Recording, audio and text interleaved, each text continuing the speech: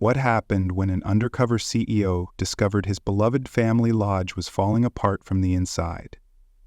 You're about to hear a powerful story of loyalty, quiet sacrifice, and the courage to make things right. Welcome, dear listeners. You have incredible taste for being here. This isn't just a tale about business. It's about rediscovering humanity in the workplace. If you've ever believed in second chances, in hard work finally being seen, then this story will stay with you. So sit back, relax, and let's journey to a place where leadership is earned, not assumed, and legacy is reclaimed. The wind howled outside cabin 4 as Ethan Rollins knelt beside a rusted baseboard heater, brushing away a thick web of dust and rodent droppings. The thermostat was dead. The stench of mildew clung to the curtains, and a cracked window pane let in icy air from the early mountain winter. In his hands was a printed review from a longtime guest, someone who had honeymooned here in the 80s, detailing how her anniversary weekend had been ruined by moldy sheets, broken hearts, and a staff that seemed scared to care. Ethan had read it 3 times before driving up here alone, unannounced. Wilderness Pines had been his father's pride, hand-built, family-run, known for cozy charm and golden service. But now guests were leaving angry, staff were quitting quietly. And Ethan, despite owning it all, hadn't stepped foot on site in over a year. He'd let spreadsheets replace instinct, trusted managers he'd never vetted, and ignored small complaints until they snowballed. Staring at the warped floorboards beneath the sagging mattress, Ethan's gut twisted. Something was rotting, literally and culturally. If the lodge had any hope left, he had to see it from the ground up, not as a CEO, as a worker, a ghost with a wrench and a fake name. Ethan zipped his jacket, slipped the review into his pocket, and walked out into the cold, toward the main lodge, toward answers, and toward the truth he had been avoiding for far too long. Ethan Rollins arrived just after sunrise, the frost still clinging to the pine needles roof of the main lodge. The battered truck he'd borrowed wheezed as it parked beside a crooked maintenance shed. No fanfare greeted him, just silence, broken only by the soft creak of trees and the distant clang of a dumpster lid. He pulled a wool cap low over his forehead and adjusted the name tag clipped to his flannel shirt. Tom, seasonal staff. The lobby door stuck when he pushed it open, groaning like a reluctant confession. Inside, Wilderness Pines looked like a shadow of itself. The stone fireplace sat cold and unused, and the front counter, once the first smile of every stay, was cluttered with soda cans, unopened mail, and a blinking overdue invoice screen on the old desktop monitor. Ethan glanced up. A framed photo hung above the desk, his father, all windburned cheeks and laughing eyes, cutting the ribbon at the lodge's grand opening 30 years ago. Ethan barely recognized the man beside him in the photo, his own younger self, just out of college, full of conviction and purpose. Now he was undercover in the business he'd let slide into neglect. Brett Harmon, the lodge's general manager, finally emerged from the office, dragging his feet and sipping from a mug that reeked of yesterday's coffee. Mid-40s, gut over his belt, Bluetooth still in his ear. "You the maintenance temp?" he muttered, eyes never leaving his phone. Ethan nodded silently. Brett tossed him a key ring and pointed to the supply room. "Tools are in there. Cabins 3, 6, and 9 all got plumbing issues. Just don't break anything and stay out of the way. No orientation, no paperwork, no questions, just another invisible body on the payroll." Ethan made his way down the back corridor, heart pounding, as familiar hallways whispered with memory. Every creak of the floorboards seemed to echo a promise broken. He passed the dining hall, once the lodge's warm heart, now dim and lifeless. The guest book, which used to overflow with handwritten thank yous, sat closed and dusty. Ethan felt the weight of absence everywhere. It wasn't just the property that had fallen apart, it was the soul of the place, and if no one else saw it, he would, starting now, as Tom, the man who came to fix pipes, and uncover the truth hiding behind every cracked wall and broken light bulb. The first time Ethan saw Candace Bell, she was on her knees outside cabin 7, scrubbing a mildew-streaked porch railing with nothing but a rag and a bottle of half-empty bleach. Her hair was tied back in a loose braid flecked with gray, and her knee was wrapped with an old ace bandage that peeked out from under her faded khakis. She didn't look up when he approached, just kept scrubbing, her gloved hand working in slow, deliberate circles. "You must be the new guy," she said hoarsely, glancing at his boots. "Hope you brought your own gloves. We're short again." Ethan crouched down to help, picking at a strip of chipped paint. "Tom," he offered. "Maintenance." She gave him a sidelong glance, reading him in a heartbeat the way people who've spent decades in quiet jobs tend to do. "Candace? Housekeeping? 27 seasons and counting?" Her voice wasn't bitter, just tired, etched with the weight of doing too much for too long. Inside the cabin, the damage was worse. The toilet rocked on its base, the shower head was cracked, the heater buzzed like a dying hornet.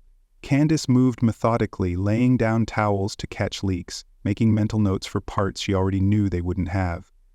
"I've filed 3 work orders on this place," she muttered, spraying cleanser on a yellowed sink. "Management says they'll get to it when they get the budget, which never comes." Ethan noticed her limp growing worse as she moved room to room, dragging a cart with one wheel that squeaked every third step. Her cleaning supplies were down to their last drops, her mop handle taped in 3 places. "Don't you ever take a break?" he asked gently. She straightened slowly, wiping sweat from her brow with a trembling hand. "Not unless I want my hours cut." Her smile was faint. "But this place used to be worth it." "I met my husband here. He built the deck on Cabin 2 back when it was still called the Pine Nest. He passed 2 winters ago." Ethan felt a pang in his chest. Candace wasn't just working a job, she was holding together a legacy no one else seemed to care about anymore. Her sacrifice wasn't loud or dramatic, it was in the extra towel she left without being asked, the careful way she folded the quilts, the names she remembered from returning guests who barely remembered hers. As she hauled a leaking vacuum back to the cart, Ethan knew one thing for certain: this woman had done more for the lodge than any spreadsheet ever showed, and it was time someone saw it. Ethan spotted Jace late that afternoon in the back hallway near the laundry room, hunched over a busted luggage cart with a wrench far too small for the job. Barely 19, skinny as a flagpole, with shaggy hair that curled around his ears, Jace looked more like a high schooler than an employee. "Damn wheel keeps locking," he muttered under his breath, not noticing Ethan at first. When he did, he offered a quick, polite nod. "You must be Tom. I'm Jace. Bellhop, luggage guy, errand runner, snow shoveler, whatever they decide I am that day." He tried to laugh, but the sound came out flat. Ethan offered to help with the wheel, but Jace waved him off. "I've got it. Just got to get through this shift. Then I have class tonight." That caught Ethan's attention. "You're in school?" Jace nodded, face flushing. "Community college, nights and weekends, trying to get certified in HVAC, so I can fix this place properly someday." He grinned for real, but it faded as quickly as it appeared. Later, Ethan watched Jace carry 4 bags at once up the icy stairs to cabin 11 while trying to answer a walkie-talkie call clipped to his jacket. His cheeks were red from cold, and his breath came in heavy puffs. By mid-evening, Ethan found him again, this time slumped behind the supply closet, pale and shaking. "I didn't eat today," Jace mumbled, pulling a crumpled granola bar from his coat pocket. "Didn't have time. Brett gave me doubles all week 'cause Paul quit." Ethan handed him a water bottle and crouched beside him. The kid looked like he was running on fumes and pride. "You know," Jace added softly, "I don't mind the work. I send half my paycheck home. My little sister's got asthma. My mom's working 2 jobs, so I stay quiet, smile, keep the tips, and pray they don't fire me for sitting down." The hallway around them was silent, lit by a single flickering bulb. Ethan looked at the young man and saw something he hadn't seen in years. Hunger, not just the literal kind, but the kind that pushes people beyond reason, because someone else depends on them. Jace didn't have a safety net. He was the net. And like Candace, he kept showing up, kept serving with a cracked smile and blistered hands because the cost of quitting was too high. Ethan stood, jaw tight, already deciding no one that determined would be invisible under his watch again, not anymore.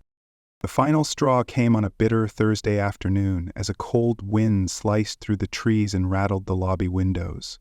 Ethan had just finished unclogging a bathroom drain in cabin 5 when he stepped into the main lodge to grab a coffee from the break station. That's when he saw her. A petite woman in her 70s, wrapped in a navy coat too thin for the weather, standing patiently near the front desk with a set of keys clutched in both hands. Her name was Mrs. Ellery, a returning guest who'd spent her anniversaries at the lodge with her late husband for over 20 years. She had been waiting for nearly 2 hours for someone to check on her broken heater. Her breath was visible in the cold lobby air. Brett Harmon, the general manager, leaned lazily against the counter, tapping at his phone and pretending not to notice her. When she gently asked again if someone could help, he looked up, rolled his eyes, and said with a sneer, "Maybe if you didn't stay in that antique cabin of yours, things wouldn't break so much." The words hit like a slap in the chest. Mrs. Ellery blinked, her lips parting slightly in disbelief, then lowered her eyes, murmured, "I see," and turned to leave. Ethan watched the scene unfold, every muscle in his body coiling with anger. He saw Candace standing in the hallway, frozen, a bottle of cleaner in hand. Jace stopped mid-step, bag still in his arms. No one dared speak, but the look in their eyes begged someone to. Ethan stepped forward, his voice steady but charged. "That's enough." Brett turned, brow raised, amused. "Something to say, Tom?" Ethan didn't answer immediately. He walked behind the front desk, picked up the framed photo of his father, and held it high. This man built this place on respect, for guests, for staff, for every single person who walked through that door. Then he pulled off the maintenance badge and tossed it onto the counter. "I'm Ethan Rollins, I own this lodge, and what I just saw, that ends today." The room went silent. Brett's smirk dissolved. "You've got to be kidding," he started, but Ethan cut him off with a pointed finger. "You're done. Pack your things. You're fired. Now." Gasps echoed through the room. Candace dropped her rag. Jace blinked hard as if unsure if he was dreaming. And Ethan turned to the rest of the staff. "Anyone else who treats people like that, walk out with him. This place deserves better. You deserve better. And starting now, we're rebuilding it. Together." By the next morning, the lodge felt like it had inhaled its first real breath in years. The air was crisp, the silence laced with anticipation as Ethan waited by the gravel lot for the one person he trusted to help right the ship. Rita Salgado. She pulled up in a forest green SUV just after sunrise, stepping out with purpose in pressed slacks, hiking boots, and a no-nonsense gray blazer. Her hair was tied back, her clipboard already in hand. Veteran operations specialist, Rita had revived more than one floundering business and didn't believe in waiting for change. She made it happen. "Same place your dad built?" she asked, surveying the sagging rooflines and chip signage. "Same bones," Ethan replied, "but the soul's gone. That's what we need to fix first." Rita gave a single nod, sharp and confident. "Then let's get to work." Within the hour, she'd set up a temporary command post in the empty dining hall. Staff members were called in one by one. No group meetings, no grand speeches. People lie in packs, Rita had always said, but alone? That's where the truth lives. Candace sat with her first, hands folded, eyes wary. She spoke softly about ignored repair requests, of limping through double shifts, of how no one ever listened. When she mentioned her late husband's work on the cabins, Rita didn't just nod, she took notes. Jace came in next, visibly nervous, shoulders hunched, but he spoke honestly about his sister, his fear of being disposable, and how he kept showing up because he didn't know what else to do. After the interviews, Rita and Ethan walked the grounds together. "Candace is your backbone," she said. "Jace has potential, but the others, lazy, checked out, coasting, we can't build on rot." Ethan didn't hesitate. He called Marcus and Dennis, two supervisors who'd made themselves scarce during chaos, and dismissed them personally. "Not because someone's out to get you," he said evenly, "but because you stopped giving a damn." By noon, contractors had been called in for urgent structural repairs, fresh linens had been ordered, and Ethan had authorized tool and supply replacements that had been denied for years. Most importantly, Candace was placed on paid medical leave, and Jace, still stunned, was promoted to assistant guest services lead. Rita posted a sign on the lobby door, "Closed for renovation reopening in 3 days." Staff would be paid in full. Ethan stood in the hallway, watching her command the transformation like a general with a map. For the first time in a long while, the lodge wasn't just reacting to problems, it was fighting for itself. When Wilderness Pines Lodge reopened 3 days later, it looked and felt like a place reborn. The transformation wasn't just cosmetic, though the changes were striking. The cabins now glowed with warm amber light from newly installed fixtures.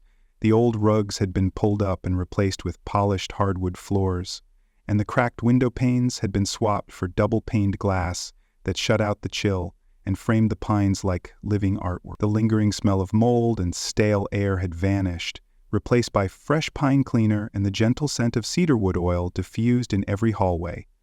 Even the front desk had been restored, its surface refinished, the clutter gone, and a fresh guest book opened, waiting for new memories. Ethan stood at the edge of the lodge's great room, taking it all in.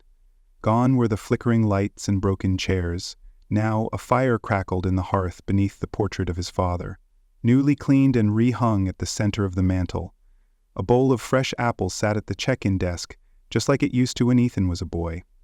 Candace returned that morning, still wearing a soft brace around her knee, but her posture straightened, her eyes brighter. When she saw the fully stocked cleaning cart, brand new mop, fresh gloves, industrial-strength vac, she simply stood and stared for a moment, then whispered, "It's like someone remembered we matter." Jace arrived minutes later, now in a crisp navy polo marked Guest Services Assistant. His hair was trimmed, his face alert, his energy a quiet mix of pride and disbelief. Ethan clapped him on the shoulder. "Your shift starts with cabin 2, he said. "But no more skipping meals, that's an order." Jace grinned and nodded. Guests began to trickle in by mid-morning. Some returning regulars, others curious newcomers who'd read about the lodge's surprise winter reset online. They were met with real warmth and capable hands. Candace handed out room keys like sacred tokens. Jace carried luggage and remembered names. And Ethan didn't disappear. He walked the halls, spoke with guests, and listened. The cabins had been repaired, yes, but more importantly, the people inside them were being restored. And for the first time in years, Wilderness Pines felt like a place worth staying. As the first full day back came to a close, Ethan gathered the staff in the newly cleaned dining hall, where the scent of fresh varnish still lingered in the air. The long wooden tables, once scratched and forgotten, had been sanded and polished to a warm sheen. Sunlight poured through the now clear windows as Ethan stood beside the stone fireplace, holding a small wooden box. "This lodge was built with hands, not spreadsheets," he began, "and it survived because people like you kept showing up, even when no one thanked you, even when the tools broke and the respect disappeared." The staff stood silently, Candace, Jace, and a few new hires watching with quiet attention. Then Ethan opened the box and pulled out a worn leather badge, its corners cracked, the letters barely legible. "James Rollins, founder, Wilderness Pines." He stepped toward Candace and gently placed the badge in her hands. "My father wore this every season until the day he passed," Ethan said, his voice thick. "And if he were here, he'd say you've earned it more than anyone." Candace blinked hard and nodded, her voice lost to emotion. Across the room, Jace stood straighter, his eyes flicking between her and Ethan, pride tugging at his features.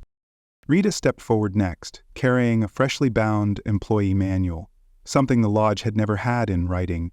"This isn't just paper," she said. "It's proof of what you're entitled to, of what you can expect. Paid sick leave, tool stipends, complaint channels that don't end up in a drawer." She handed a copy to Jace, who opened to the first page and quietly mouthed the words, "Wellness is not a luxury, it's policy." Ethan turned to face them all. "We're hiring 2 more team members this month, but I'm not looking for warm bodies. I want people who give a damn, like you." The room stayed quiet, but the air felt different. There was no clapping, no cheering, just steady, focused belief. Ethan knew it wouldn't be easy, and they weren't saved in 1 week. But something had shifted. The lodge wasn't just repairing its cabins, it was reclaiming its soul. Legacy wasn't about preserving the past. It was about honoring it by building something better. And now, finally, they were. The first weekend after the reopening, the lodge held a quiet celebration. Not a grand event, just a simple gathering that felt more like a homecoming than a party. A local family had booked the event hall for a reunion, and Ethan decided to open it to staff and guests alike. As the sun dipped behind the pines, soft golden lights strung along the deck twinkled to life, and the scent of wood smoke and grilled corn filled the crisp mountain air. Candace stood at the refreshment table, ladling cider with practiced grace, her knee still braced but her smile unburdened. Jace helped set up folding chairs near the fire pit, cracking jokes with guests and moving with a quiet confidence that hadn't been there weeks ago. Ethan stayed mostly on the sidelines, nursing a mug of cider, watching the lodge come alive the way his father once had. Children chased one another between the cabins, laughter echoing through the trees. An older couple, arm in arm, approached him and said, "This place feels like it used to. You brought it back." He nodded, deeply moved, not by the compliment, but by the recognition. Nearby, Mrs. Ellery, the widow who had once been humiliated in the lobby, sat wrapped in a lodge blanket beside the fire, sipping tea. Candace had personally invited her back, and this time she was treated with quiet dignity and care. As dusk deepened into starlight, the staff gathered by the fire pit for a moment of stillness. No speeches were made, no toasts raised, just a shared sense of quiet accomplishment. Rita stood beside Ethan, her arms folded. "Feels like they believe again," she said. He nodded slowly. "Because we do too."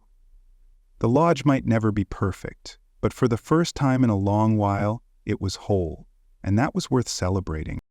Long after the fire had burned down to glowing embers and the guests had retired to their cabins, Ethan remained outside beneath the canopy of stars. The cold bit at his fingers, but he didn't move. He stood at the edge of the property, where the gravel path faded into the dark woods, hands tucked in his jacket pockets, watching the soft glow of the lodge windows shimmer against the trees. The neon sign at the main entrance, once flickering and half-lit, now glowed steady, Wilderness Pines Lodge, Est, 1989. For the first time in years, it felt honest. Behind him, he could still hear faint laughter from the dining hall, where Candace and Jace were cleaning up together, trading stories like old friends. Ethan's thoughts drifted to his father, James Rollins, the man who had carved this place from wild land and built not just a business but a family around it. Ethan had spent years thinking growth meant spreadsheets and scaling, but somewhere along the way he'd stopped looking people in the eye, let systems replace instincts. He had nearly lost everything by trusting the wrong voices and stepping too far from the heart of it all. But walking the halls, fixing heaters, hearing stories from exhausted hands, that had changed him. This was leadership, not numbers, not titles, but presence. He heard the door creak behind him and turned to see Candace approach, a wool blanket draped over one arm. "Thought you might still be out here," she said, handing it to him. "You're not going to vanish on us again, are you?" Ethan shook his head, a small smile curling at the edge of his mouth. "Not a chance." Candace nodded once, then looked toward the sky. "Feels like we're just getting started."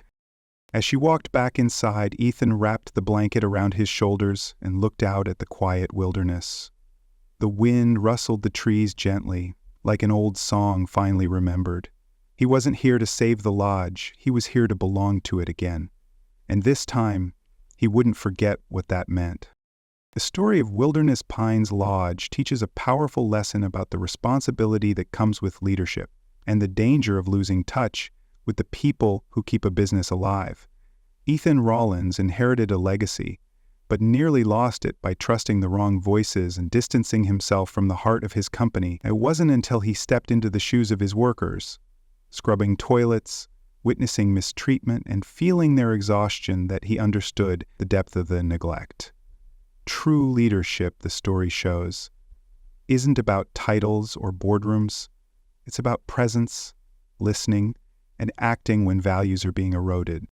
The story also highlights the quiet resilience of people like Candace and Jace, workers who continue to show up day after day, not because they're treated well, but because they believe in doing right. Their silent sacrifice reminds us that the strongest people often suffer unseen. Ultimately, the transformation of the lodge is not just physical, it's moral and cultural. Rebuilding trust, honoring legacy, and restoring dignity to every role is what makes Wilderness Pines feel like home again. The story reminds us businesses may run on numbers, but they thrive on people, and people deserve to be seen.